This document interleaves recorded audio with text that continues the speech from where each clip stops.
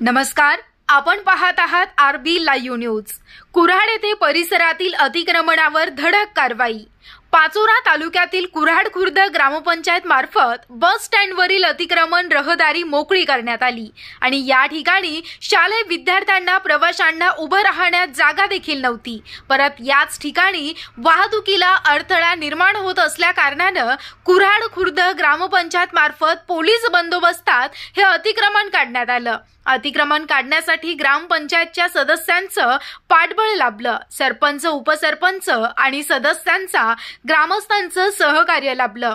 अतिक्रमण काढण्यासाठी पिंपळगाव हरेश्वर पोलीस स्टेशनचे सहाय्यक पोलीस निरीक्षक प्रकाश काळे, पीएसआय सर्जेराव क्षीरसागर, प्रकाश पाटील, सहाय्यक पोलीस उपनिरीक्षक अरविंद मोरे, अमोल पाटील, नामदेव इंगळे, शैलेश चव्हाण, अतुल पवार, प्रमोद वाडिले यासह इतर पोलीस बांधवांनी चोख बंदोबस्त ठेवला।